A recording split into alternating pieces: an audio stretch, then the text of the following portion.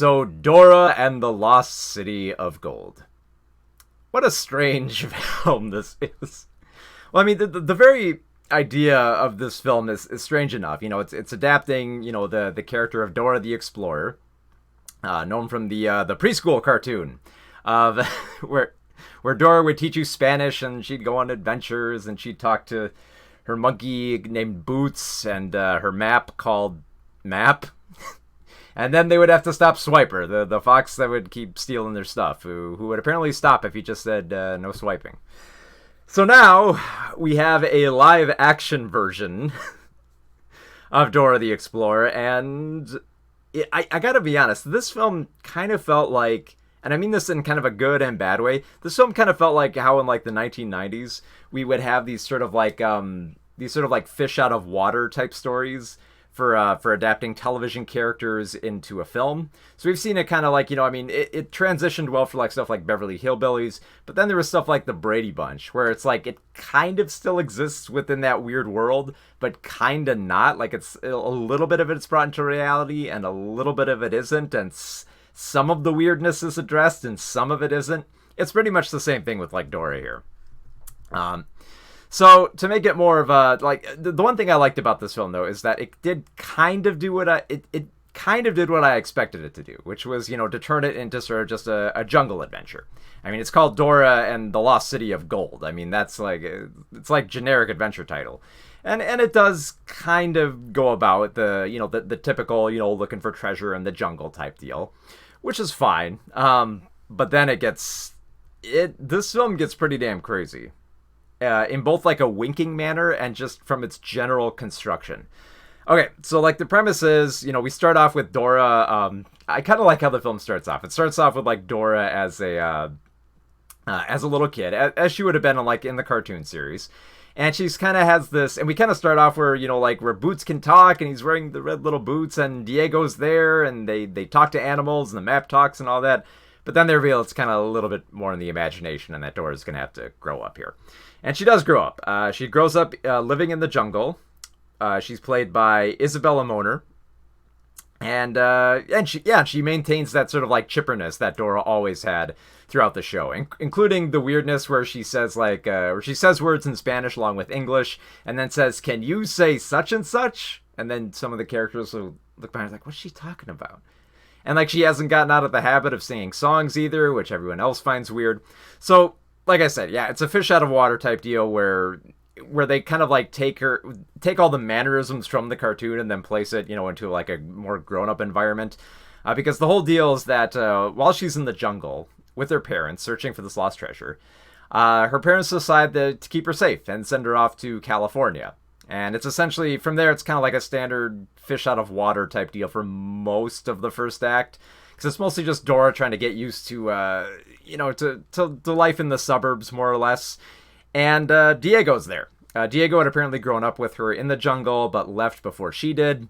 And he kind of left behind some of that weirdness that they had as kids, where Dora hasn't quite grown out of her bizarre nature. But it's a likable bizarre nature. It's like, one of those characters who just seems strange and annoying, but they're intelligent. I mean, she's intelligent, and she has this undeniable energy to it. She's kind of like, and I guess you could kind of consider this like a review of like the film in general, is that it kind of felt like Paddington on hallucinogens, which sounds so weird to say that here. But I do like the fact that Diego here is kind of the more or less the straight man, played by Jeff Wahlberg. And I love how he's kind of like, I love how like for the first half of the film, it's mostly just him trying to distance himself from Dora, even though Dora is a lot of fun. I mean, she brings like flares to school. She thinks a yo-yo is a deadly weapon. She shows off how she's amazing in class. She knows her literature. She knows astronomy. I guess she had a lot of time in the jungle to learn tons of stuff. Now, thankfully, though, the film could have just been that, and it would have been like, okay, forgettable. Like Dora tries to get used to the real world and is disheartened by it. But then eventually her and her new friends are shipped off to the jungle, and they're thrown back into a situation where it's like Dora has to teach them stuff about the jungle, instead of having teenagers trying to teach her about smartphones and the internet and all that. It's like, there's only so far you could go with that type of comedy.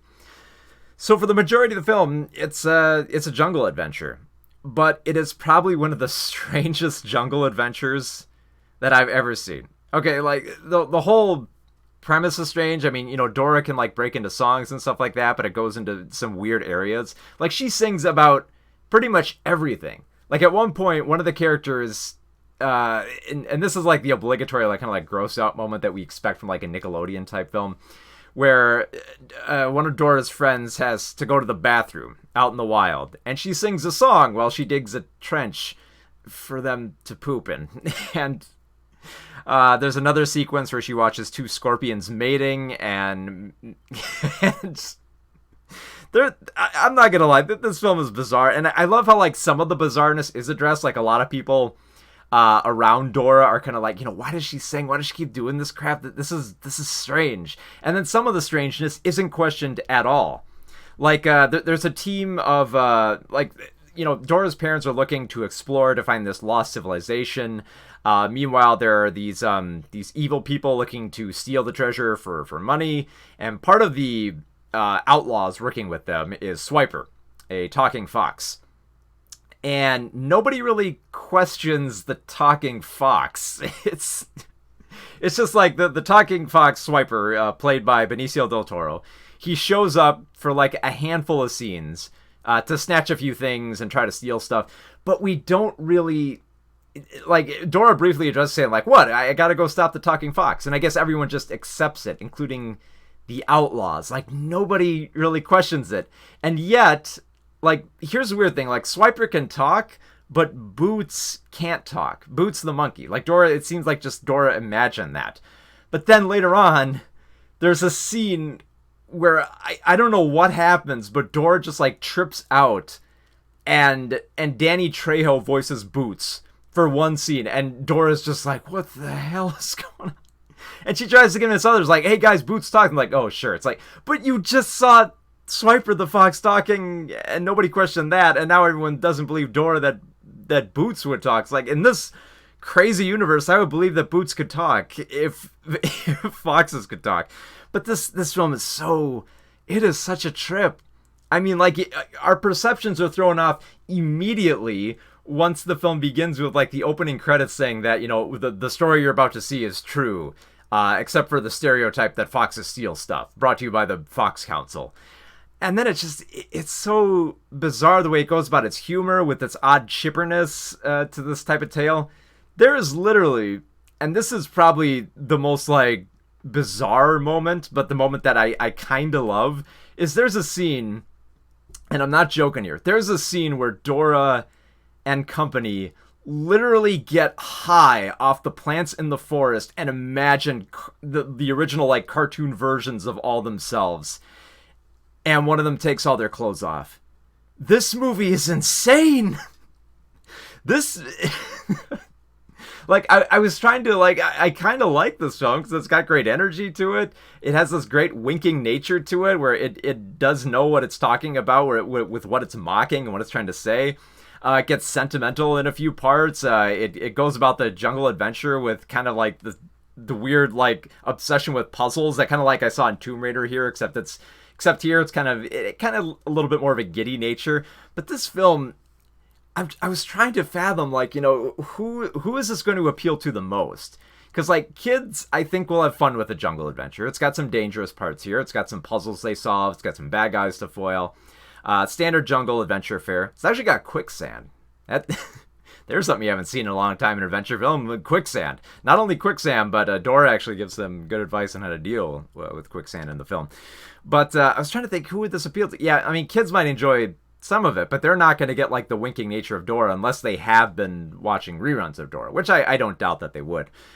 But like, if you grew up watching Dora, I feel like for a little bit more like the adults and teenagers, this film is really going to resonate more because they remember all the weird eccentricities of Dora, and here they are, like, kind of like called out and kind of semi-mocked in a somewhat parody fashion. Like, they even parody how, like, the episodes of Dora would end with them, like, singing a song about how, like, we did it, and here they sing the same song, except they're singing about how they almost died and they might have had dysentery. And then I guess they got high on flowers. So yeah, it's kind of like half parody and kind of like half like kind of like true adventure type film.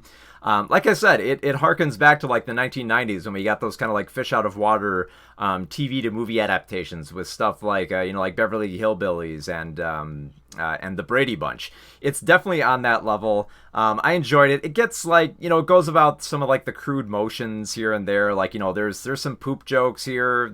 I think they say poop quite a few times here. There's some mating jokes.